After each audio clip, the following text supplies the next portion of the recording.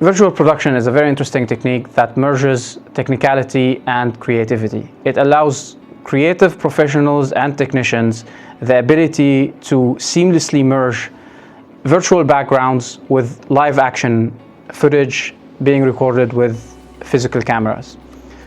Virtual production relies almost entirely, from a technical perspective, on tracking systems. Those tracking systems, in a very abstract sense, their job is to sync the movement of the physical camera with the movement of the virtual camera.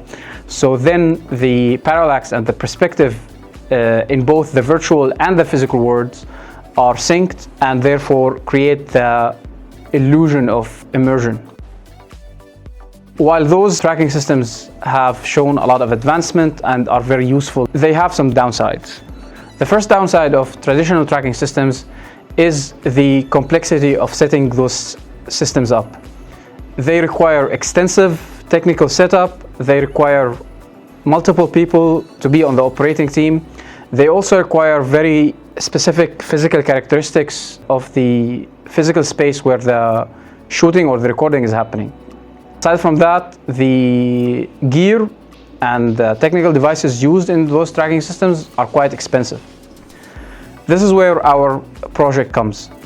This project is proposing an alternative system that removes all the limitations related to the extensive technical setup, physical space, and the cost limitations, making virtual production easier to set up and more accessible.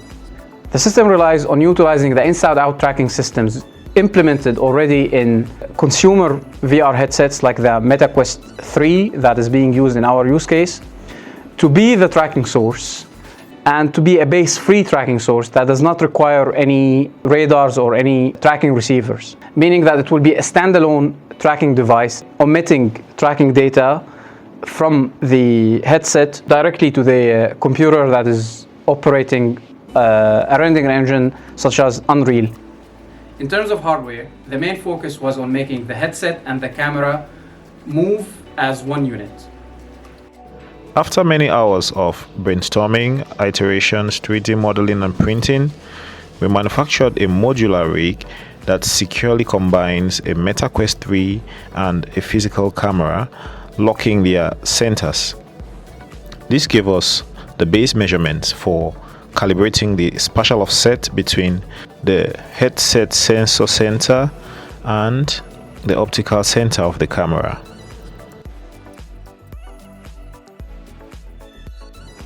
To further extend the adaptive element of this project, we built a custom real-time responsive per-axis adaptive smoothing model.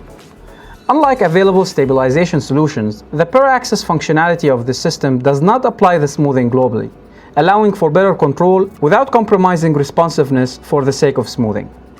The adaptive smoothing is implemented via an inverse mapping function. The function is designed to translate motion instability into a damping factor. The core principle of this function is to inversely relate the smoothing level to the speed of the camera movement. To make this inverse relation possible, we use the standard deviation of acceleration, sigma, across a buffer window of frames n to quantify and represent the speed part of this inverse relationship. To further elevate the system adaptivity, we map the function across three different models: the linear model, which acts as the safe basic control mode, the piecewise model, which acts as the manual specific control mode, and the sigmoid model, which acts as the organic automated control mode. To optimize and streamline the runtime experience, we built a remote control web app featuring an interactive interface to remotely and dynamically control various values and functionalities within the project without the need to exit or interrupt the in-display session. This way, we can control various features like the lighting color and intensity or the cinema camera exposure parameters on the go. Additionally, and more relevant to the adaptive system context, we can switch dynamically between the different smoothing models and log the switches. Those logs play an important part for both the statistical modeling and validation pipelines we have implemented in the project codebase. The statistical modeling pipeline is the equivalent of our training process, which computes the sigma bounds for each model. The validation pipeline is what gives us direct computational and graphical insights about the performance of each model during runtime. It verifies the signal behavior between the raw and the smooth signal and the amount of smoothing applied. It also tells us the lag value resulted from the smoothing if any lag was presented.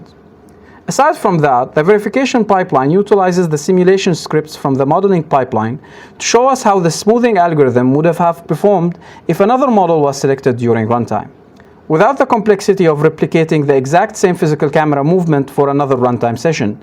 This allows for a direct comparative analysis between the different models without the complexity of replicating the same physical camera movement for another runtime session. And as an additional benefit, the verification pipeline can utilize the simulation script of the same model chosen at runtime to compare the model performance across the runtime and the simulation environments.